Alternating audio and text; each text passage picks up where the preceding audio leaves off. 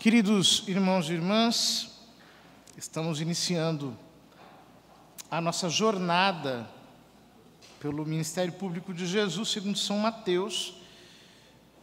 Na parte da manhã eu destrinchei o Evangelho, comentando os pressupostos que estão aqui para que nós possamos entendê-lo em maior profundidade. Resumidamente, o que eu explicava é que Jesus começa o seu ministério público por Zabulon e Néftali, porque foi o lugar por onde começou a devastação assíria, quando o Reino Norte foi dizimado pelos assírios. Depois disso, o Reino Sul foi levado em exílio. E nunca mais as 10 tribos do norte foram encontradas, desapareceram. Então, iniciar o ministério público pelo norte indica, da parte de Jesus, que ele é o Messias, ele é o que vem restaurar o reino de Davi, ele vem restaurar as 12 tribos, mas não mais no modelo do Antigo Testamento. A Nova Jerusalém é uma realidade que transcende o espaço e o tempo. É o governo de Deus na terra, um governo que ele realiza através da caridade, através do amor. E por isso ele vem para unir judeus e pagãos, aqueles que estão longe, aqueles que estão perto, para recompor um novo povo fundado não mais sobre os 12 filhos de Jacó, mas sobre os 12 apóstolos. E é por isso que ele começa a chamar os seus 12 apóstolos com uma diferença entre os dois grupos. Para Pedro e André, ele diz que eles serão pescadores de homens. E para Tiago e João, ele diz, simplesmente segue-me, enquanto eles estavam consertando as redes, que estavam rompidas. Então, nós temos aqui uma imagem de agregação. Jesus que fala de conquistar pessoas, de ganhar irmãos, de pescar homens, Jesus que fala de restabelecer relações, de reconstruir a rede, de fazer com que tudo seja refeito, porque o reino dos céus está próximo. O reino de Deus.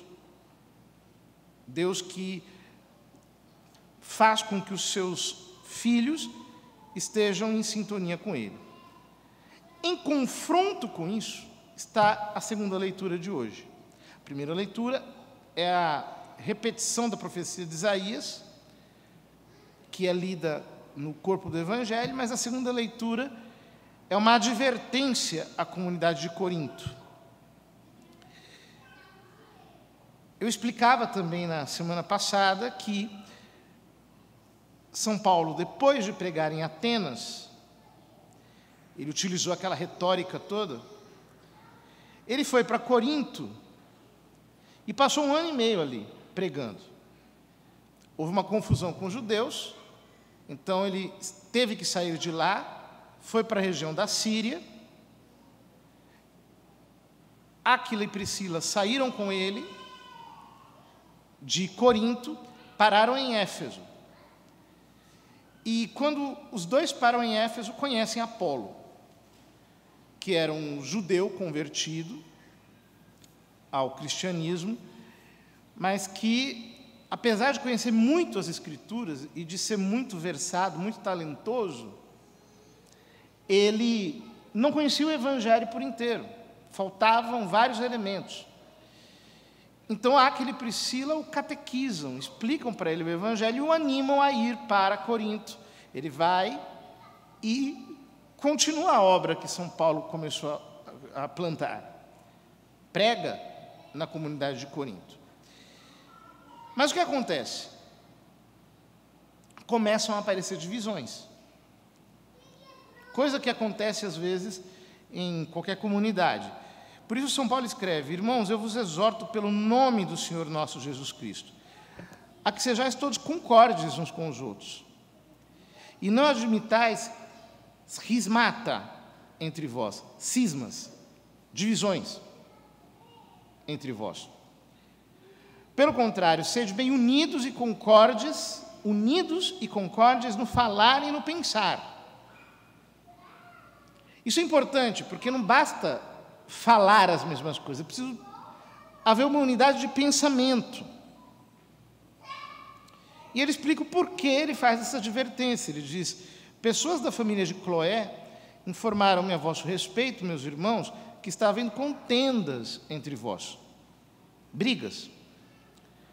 Digo isso porque cada um de vós afirma: eu sou de Apolo, aliás, eu sou de Paulo, depois eu sou de Apolo, depois eu sou de Cefas, depois eu sou de Cristo.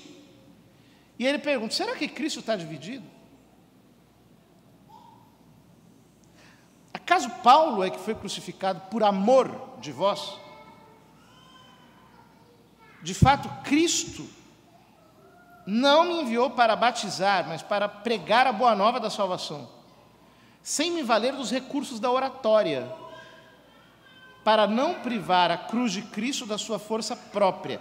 Ele começa a primeira carta aos Coríntios enaltecendo a cruz de Cristo, falando da sabedoria da cruz, que é loucura para os judeus, é escândalo para os pagãos, mas para aqueles que se salvam é sabedoria de Deus. E ele está dizendo: eu não me vali da retórica, porque a retórica não serve para nada.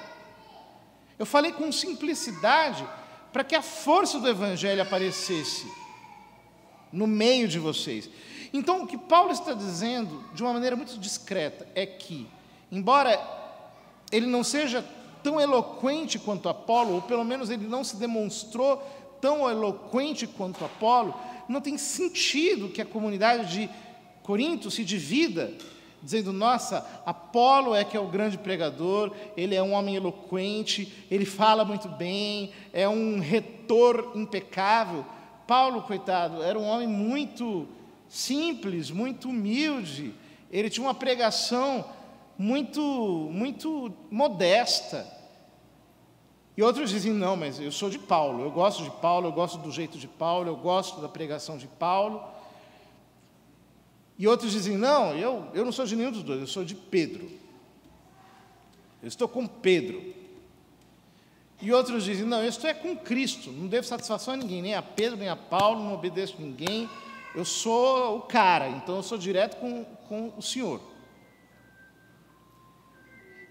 E Paulo diz: não, vocês estão totalmente errados, porque Cristo não está dividido. Eu estou com Cristo, eu estou com Pedro, eu estou com Apolo, eu estou com Paulo, eu estou com todo mundo. Não pode haver divisão, não pode haver cismas entre vós, não pode haver partidos em que um diz: olha, eu sou desse grupo, e o outro diz: não, eu sou daquele grupo, não, eu sou dessa tendência, e aquele outro diz: não, eu sou de outra tendência, eu tenho essa teologia, e eu não, eu sou de outra teologia. Vocês não podem ter partidos,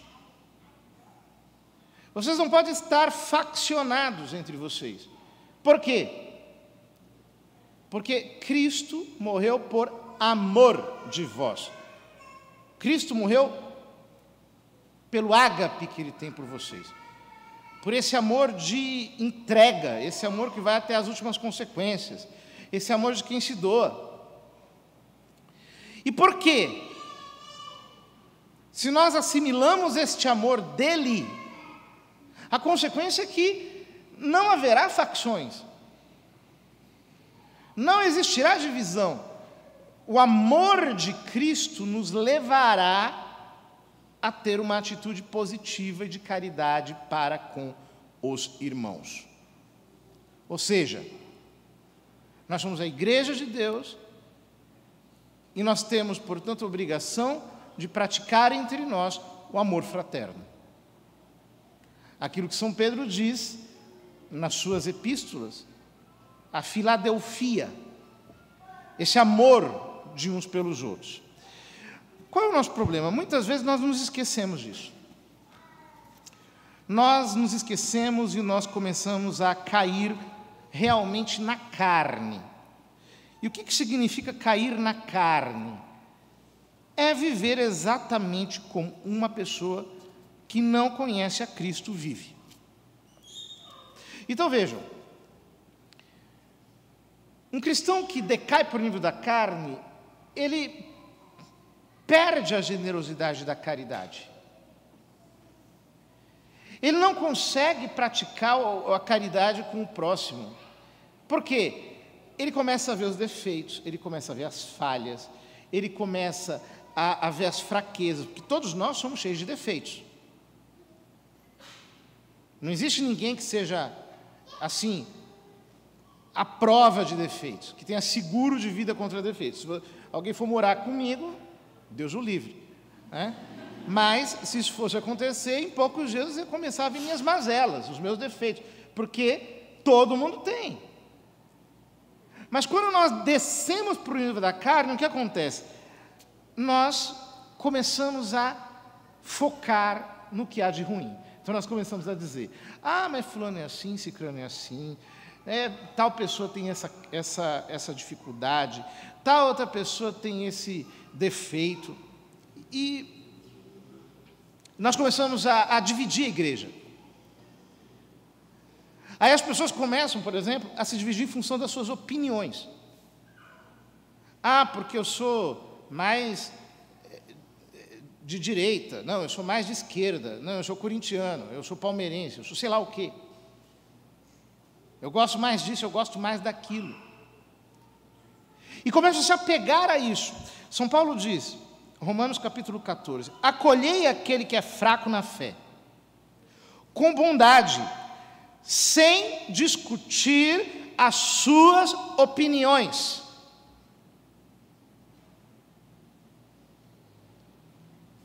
Portanto, nós estamos aqui para ficar discutindo e julgando as pessoas em função das suas opiniões.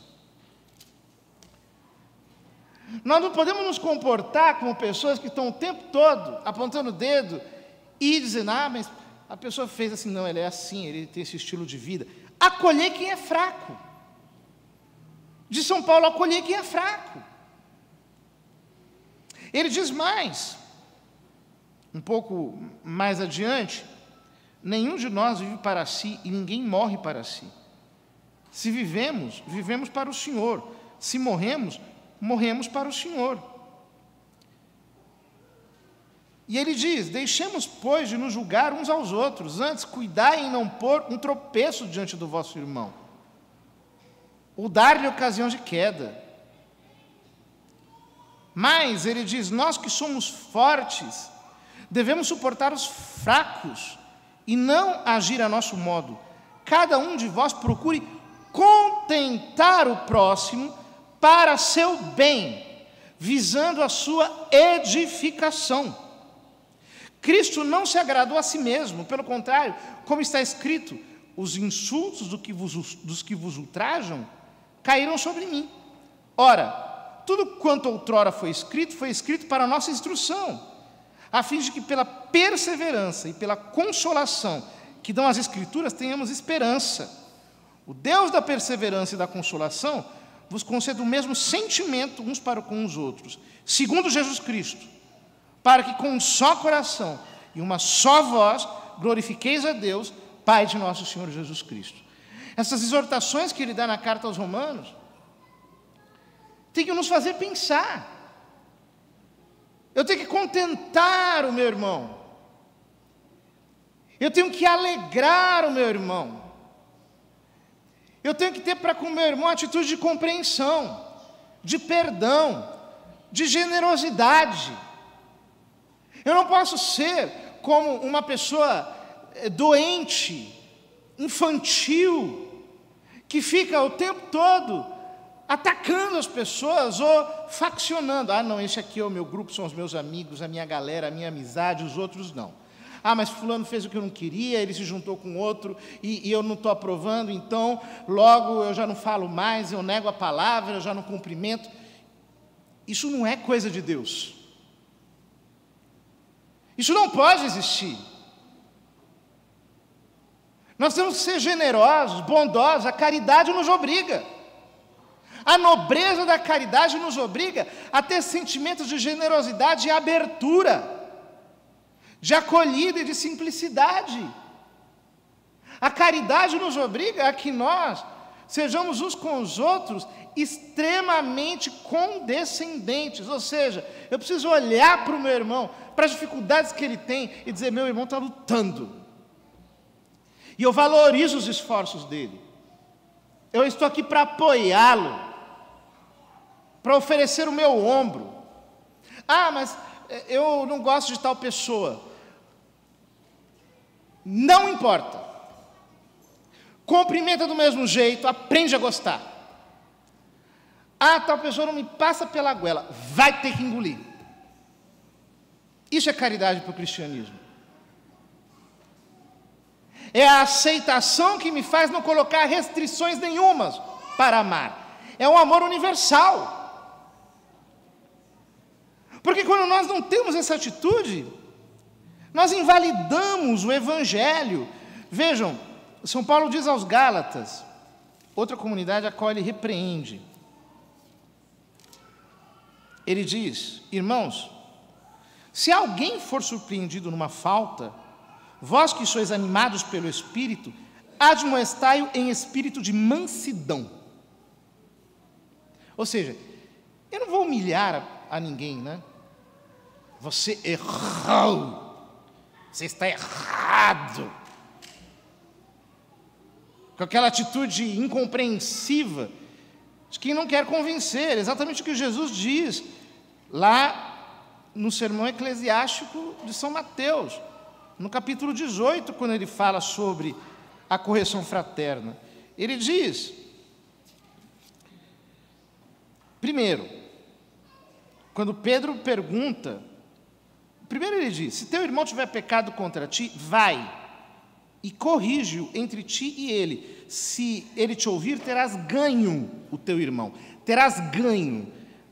Pescadores de homens, você vai ter pescado o teu irmão, você vai ter conquistado o teu irmão. É esse o objetivo. E depois ele diz, tem que perdoar. 70 vezes 7, quando o irmão pecar contra ti. Ele não está falando do pagão, ele está falando do irmão. Se o meu irmão pecar contra mim, quantas vezes devo perdoar? Jesus diz 70 vezes 7, ou seja, ilimitadamente. Se eu tenho que perdoar irmão, é por quê? É porque justamente os meus irmãos de caminhada, muitas vezes, serão instrumentos de ferida para mim. E, portanto, eu tenho obrigação de perdoar. Quem não perdoa está errado, por mais que esteja certo. No Evangelho é assim.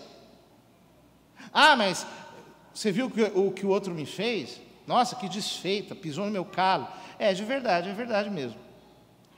Só que se você não perdoar, você está errado. A caridade é isso. É a caridade de Cristo, é amar até o sofrimento, até a morte. É amar com sacrifício. Ele diz, tem cuidado de ti mesmo, para que não caias também em tentação, porque é outra coisa, né? Quando a gente julga os outros, a gente pensa que a gente não vai cair. E a palavra diz, quem está de pé, cuide para que não caia. Ninguém é, assim, a prova de pecado.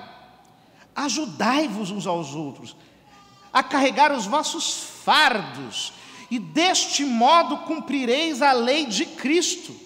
Outra tradução diz, suportai-vos uns aos outros. Nós temos que nos suportar, irmãos. Nós temos que nos suportar. Todo mundo meio doido. Todo mundo tem as suas dificuldades. Nós não podemos nos escorar na loucura do outro como desculpa para não viver a caridade. Isso é ser carnal. Isso é provocar divisão. A caridade me obriga a suportar os outros. Ah, meu fulano fala demais. Tudo bem. Fulano não se abre.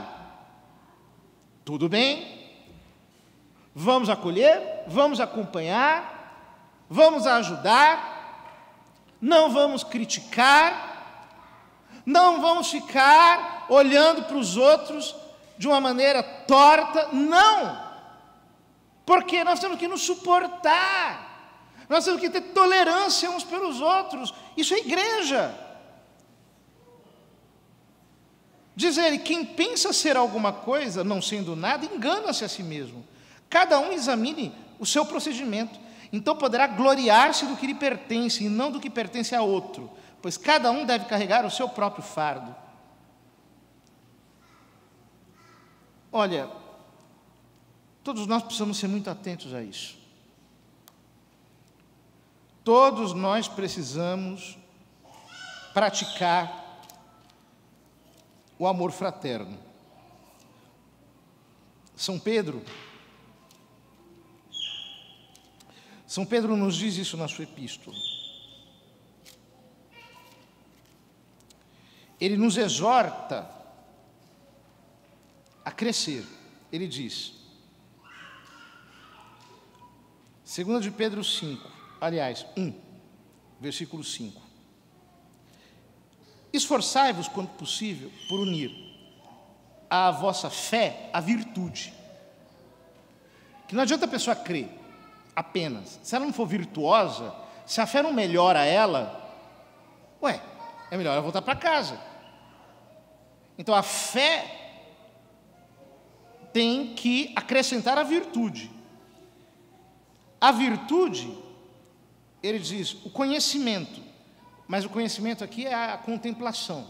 Quer dizer, eu tenho que me esforçar por crescer na contemplação, na oração. Ao conhecimento, o equilíbrio, o autodomínio. Eu tenho que aprender a me controlar. Ou seja, como cristão, eu não posso ser um destemperado, uma pessoa impaciente, uma pessoa que fica o tempo todo com querelas e discussões. Eu tenho que aprender a ser comedido para poder exalar o aroma de Cristo. O cristão é alguém que é equilibrado, amável, afável, educado, que tem nobreza no trato, que tem simpatia, gentileza, cortesia, exatamente porque ele aprendeu a se dominar. Depois, ao autodomínio, a temperança, aliás, ao autodomínio, a paciência, hipomoné. Ou seja, amor à cruz, a capacidade de sofrer com alegria, com ação de graças. A paciência, a piedade aqui é a vida espiritual. De fato, ter vida espiritual. Então ele diz, a piedade, a filadelfia, e a filadelfia, o ágape. O amor fraterno e, por fim, o amor divino. Se eu não me esmero para viver o amor fraterno, eu não posso chegar ao amor divino. São João diz isso, quem diz que ama a Deus e não ama o próximo é mentiroso. A verdade não está nele. Filhinhos, quem ama permanece em Deus e conhece a Deus, porque Deus é amor. Mas esse amor não pode ficar nas nuvens. Esse amor tem que se traduzir numa atitude que em tudo une, em tudo agrega, em tudo junta, em tudo cria família, em tudo cria concórdia, em tudo cria entendimento, em tudo cria solução, facilidade. Como Jesus no Evangelho de hoje, que reconstrói a unidade do reino de Deus,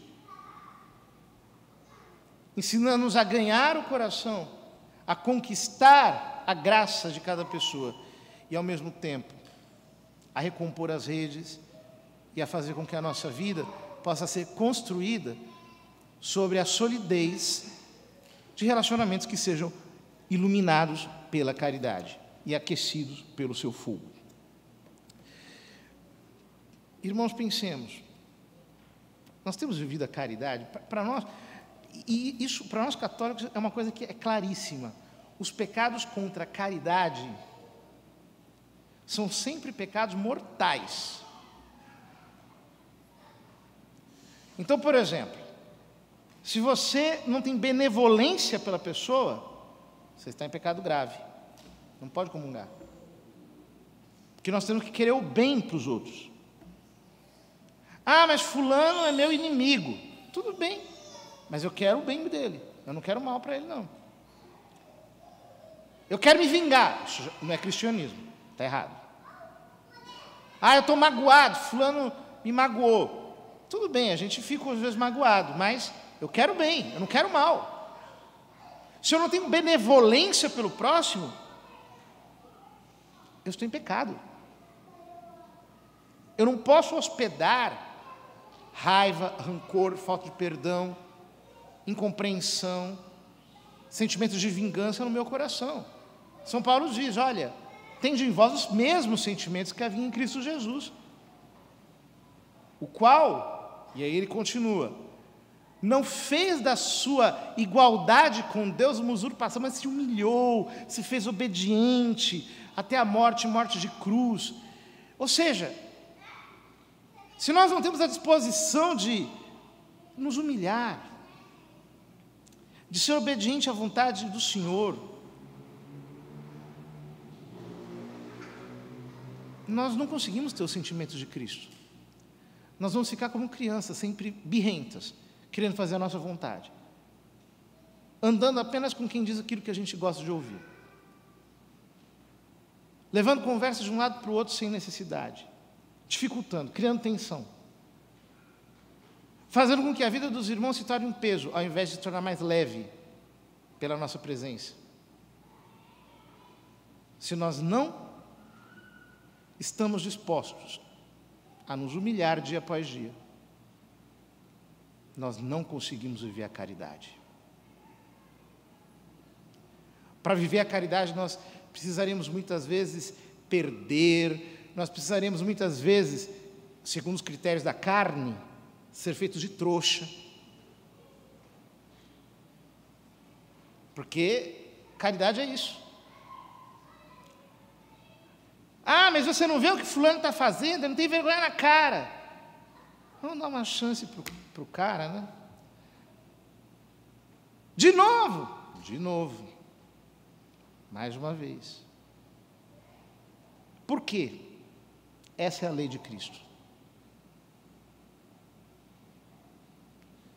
Por isso que o cristão não se divide em partidos, ele não cria panelas, ele diz, não, essa é a minha galera, essa é a minha turminha. Não. Ele não fomenta divisão, de opinião, não ataca, não agride. Não, o cristão não faz isso. Ele aprende a suportar tudo. Porque, como diz São Paulo no hino à caridade, com isso eu termino.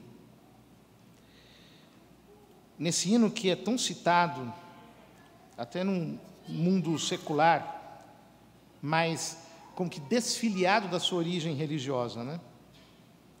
Ele diz, a caridade é paciente, a caridade é bondosa, não tem inveja, não é orgulhosa, não é arrogante, nem escandalosa, não busca os seus próprios interesses, não se irrita, não guarda rancor, não se alegra com a injustiça, mas se rejubila com a verdade, tudo desculpa, tudo crê, tudo espera, tudo suporta.